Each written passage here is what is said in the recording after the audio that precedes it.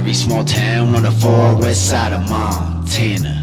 I got homies from Cali to Cleveland, Seattle, Brooklyn, and Atlanta. Good judgment come from experience, but experience come from bad judgment. So every time that I make a mistake, I just lift my head up and say fuck it. I'm back out in public, just me and my dog. They call me WydeEyed, that's Mikey in the law. Creating in basements, been patiently waiting to unleash hell on earth like we hang with Satan. But nah, we some angelic fellas. Mikey's and PC chop samples like propellers. It's an intro track, no I never mislead, bitch, I'm speaking the facts. Me and Mikey go back like Cadillacs on 22s. David Banner bumping that shit up in my room. R.I.P. DJ Screw, this is Dead Rabbits. And the law gonna be, and you know he's a savage.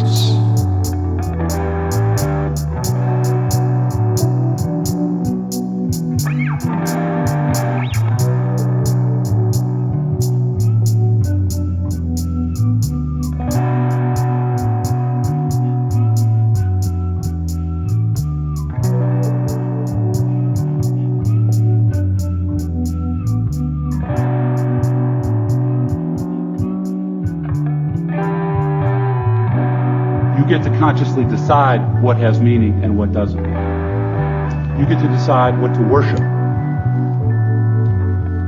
Because here's something else that's weird but true. In the day-to-day trenches of adult life, there is actually no such thing as atheism. There is no such thing as not worshiping. Everybody worships. The only choice we get is what to worship.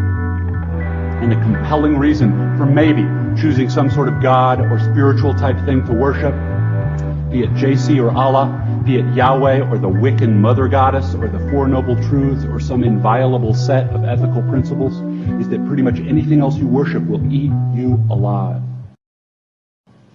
If you worship money and things, if they are where you tap real meaning in life, then you will never have enough. Never feel you have enough. It's the truth. Worship your own body and beauty and sexual allure, and you will always feel ugly. And when time and age start showing, you will die a million deaths before they finally plant you. On one level, we all know this stuff already. It's been codified as myths, proverbs, cliches, epigrams, parables, the skeleton of every great story. The whole trick is keeping the truth up front in daily consciousness. Worship power, you will end up feeling weak and afraid, and you will need ever more power over others to numb you to your own fear.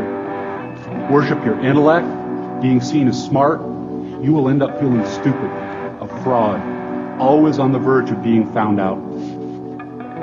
Look, the insidious thing about these forms of worship is not that they're evil or sinful, it is that they are unconscious. They are default settings.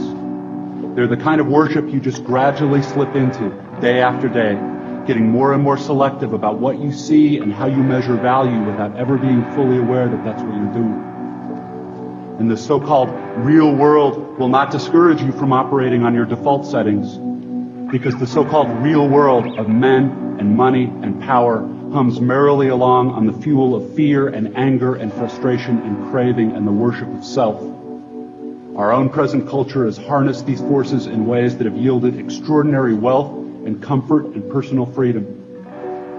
The freedom all to be lords of our own tiny skull-sized kingdoms, alone at the center of all creation. This kind of freedom has much to recommend it. But of course there are all different kinds of freedom, and the kind that is most precious you will not hear much talked about much in the great outside world of wanting and achieving and displaying. The really important kind of freedom involves attention and awareness and discipline, and being able truly to care about other people and to sacrifice for them over and over in myriad petty little unsexy ways every day. That is real freedom. That is being educated and understanding how to think.